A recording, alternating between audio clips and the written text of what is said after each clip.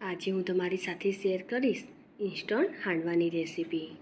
આ હાંડવો આપણે દાળ ચોખા પલાળ્યા વગર દાળ ચોખાનો હાંડવો બનાવીશું અને ટેસ્ટમાં પણ એટલો જ સરસ લાગશે. મારી રેસીપી તમને ગમતી હોય અને હજુ સુધી સબસ્ક્રાઈબ ન કરી હોય તો લાઈક, શેર અને સબસ્ક્રાઈબ કરજો. એકદમ ટેસ્ટી અને ઇન્સ્ટન્ટ હાંડવો બનાવવાનું આપણે શરૂ કરીએ. આ હાંડવો બનાવવા માટે આપણે 1 કપ જેટલા ચોખા લઈશું અને તેટલા જ પ્રમાણમાં આપણે દાળ લઈશું. તો અડદની દાળ, તુવેરની દાળ અને ચણાની દાળ લઈશું. જેટલા ચોખા લીધા છે આપણે તેટલી જ આપણે દાળનું પ્રમાણ લઈશું. આ દાળ અને ચોખાને આપણે પહેલાં કપડાથી સાફ કરીને પછી લઈશું. હવે કડાઈમાં આપણે ચોખા અને દાળ લઈ લઈશું.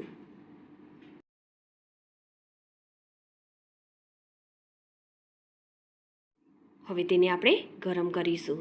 તો ગેસની ફ્લેમ ચાલુ કરીશું અને તેને સતત આ રીતે હલાવતા રહીશું. સામાન્ય કલર એવો ચેન્જ થાય ત્યાં સુધી આપણે તેને શેકી લઈશું અને સરસ એવા ગરમ થાય ત્યાં સુધી આપણે તેને શેકવાના છે.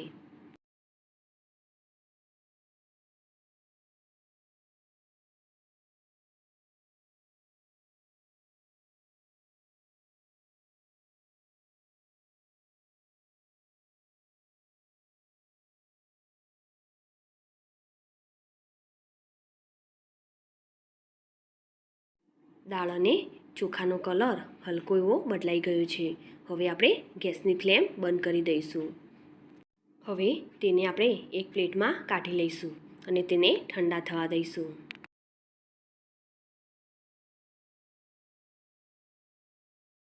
દાળ ચોખા ઠંડા થાય પછી જ આપણે તેને ક્રશ કરીશું. દાળ અને ચોખા સરસ એવા ઠંડા થઈ ગયા છે. હવે આપણે એક મિક્સર જાર લઈશું અને તેમાં તેને ક્રશ કરી લઈશું.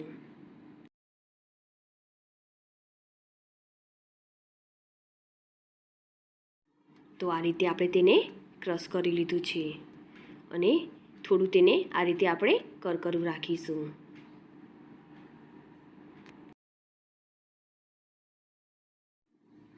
ચોખા અને દાળનો લોટ અહીં રેડી છે. આ લોટમાં છાશ કે દહીં ઉમેરીને તેને 6 થી 7 કલાક માટે રેસ્ટ આપીને આથું આવીને પણ આ હાંડવો બનાવી શકાય છે. પરંતુ આજે આપણે તેને ઇન્સ્ટન્ટ બનાવીશું. જ્યારે આપણે દાળ ચોખા કે ન પલાળ્યા હોય તો આ રીતે આપણે તેને ગરમ કરીને તેને ક્રશ કરીને હાંડવો બનાવી શકીએ છીએ. એકદમ સરસ બને છે અને આ લોટને ફ્રીજની બહાર મહિના સુધી અને ફ્રીજની અંદર 6 મહિના સુધી સ્ટોર કરી શકાય છે. હવે આ લોટમાં આપણે 1 કપ જેટલી છાશ ઉમેરીશું અને સરસ રીતે તેને મિક્સ કરી લઈશું.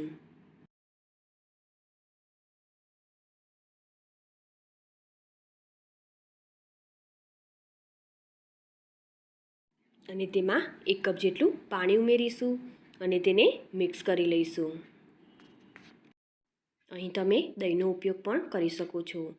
અડધા કપ દહીં સાથે તમે 2 કપ જેટલું પાણી ઉમેરીને પણ આ બેટર બનાવી શકાય. દહીં કે છાશ અહીં આપણે થોડી ખાટી લઈશું તો તેનો ટેસ્ટ એકદમ સરસ આવશે.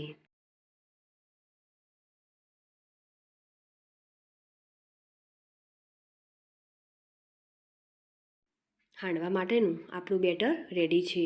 હવે તેને આપણે ઢાંકીને 10 મિનિટ માટે રેસ્ટ આપીશું. 10 મિનિટ પછી આપણે બેટરને ચમચીની મદદથી સરસ રીતે આ રીતે મિક્સ કરી લઈશું.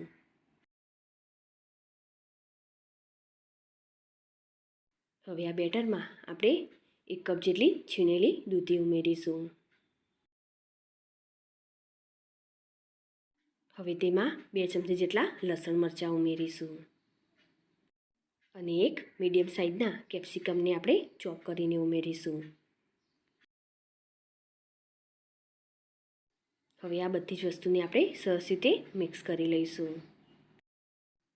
અહીં તમે છીણેલી કાકડી કે ગાજર કે વટાણાને પણ તમે ઉમેરી શકો છો.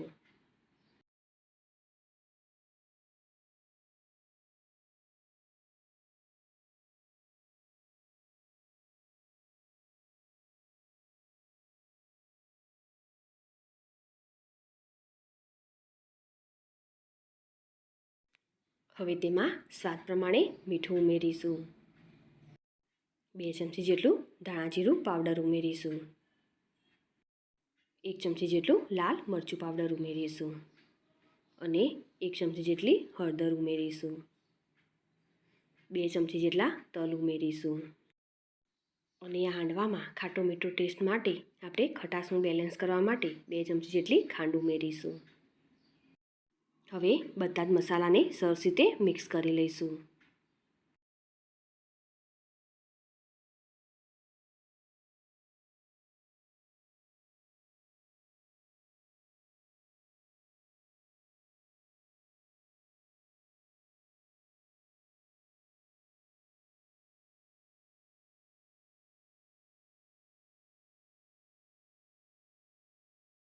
હવે તેમાં અડધો કપ જેટલા લીલા ધાણા ઉમેરીશું અને તેને મિક્સ કરી લઈશું.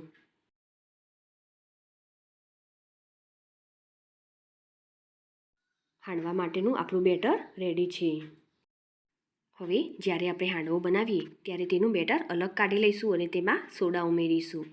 હવે એક પેનમાં 1 ચમચી જેટલું તેલ ઉમેરીશું અને સરસ રીતે આ રીતે ફેલાવી લઈશું.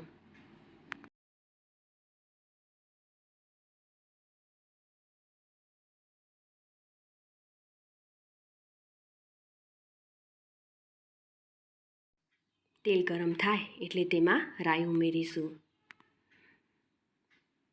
અને તેમાં મીઠા લીમડાના પાન અને થોડા તલ ઉમેરીશું. હવે તેમાં 1 કપથી થોડું ઓછું એવું બેટર લઈશું અને આ રીતે તેને ફેલાવી લઈશું. હવે તેને આપણે ઢાંકીને થવા દઈશું. 3 થી 4 મિનિટ માટે આપણે તેને થવા દઈશું. આ હાંડવાના બેટરમાં આપણે આથો લાવીને બનાવ્યો હોય તો તેમાં સોડા ઉમેરવાની જરૂર નથી. એકદમ સરસ બનશે. હવે આ હાંડવાને આપણે પલટાવી લઈશું. ઉપરથી પણ સરસ એવો ક્રિસ્પી બન્યો છે. હવે બીજી સાઈડ પણ આપણે તેને થવા દઈશું. તેને થોડું તેલ લગાવી લઈશું.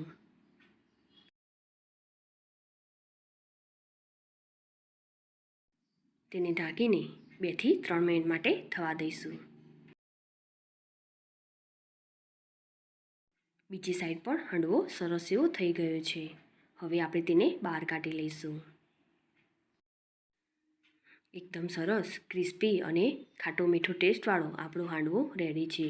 હવે તે જ રીતે આપણે બીજો હાંડવો પણ બનાવી લઈશું.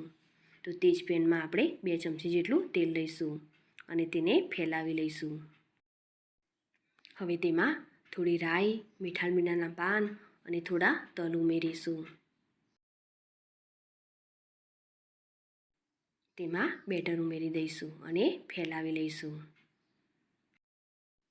તેને ઢાંકીને બંને સાઈડ સરસ એવો થવા દઈશું.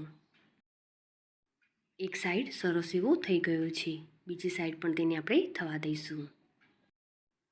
બંને સાઈડ સરસ એવો થઈ ગયો છે. બીજો હાંડવો પણ આપણો રેડી થઈ ગયો છે. આ જ રીતે આપણે બધા જ હાંડવાને બનાવી લઈશું. આ રીતે દાળ ચોખાને આપણે ક્રશ કરીને હાંડવો બનાવ્યો છે. જો ઇન્સ્ટન્ટ બનાવવો હોય તો તેમાં આપણે થોડો સોડા ઉમેરીશું અને તેને આથો લાવીને બનાવીશું તો તેમાં સોડા ઉમેરવાની જરૂર નથી. એકદમ સરસ બનશે. અને તેમાં જે વેજીટેબલ ઉમેરવા હોય તે તેમાં આપણે ઉમેરી લઈશું. આ હાંડવો ચા સાથે કે ગ્રીન ચટણી સાથે કે ટામેટા કેચઅપ સાથે એકદમ સરસ લાગશે. આ હાંડવાની થિકનેસ તમને ગમે તેવી થીક કે પાતળી રાખી શકો છો. આ હાંડવો એકદમ ક્રિસ્પી બનશે. મારી આ રેસીપી તમને ગમી હોય તો ચોક્કસથી લાઈક કરજો. સાથે જ તમારા ફેમિલી મેમ્બર્સ અને ફ્રેન્ડ્સ જોડે શેર કરજો. અને મારી આ ચેનલને સબસ્ક્રાઈબ કરી બાજુ આપેલ બેલ આઇકોન પ્રેસ કરજો જેથી નવી રેસીપીના અપડેટ તમને મળતા રહે.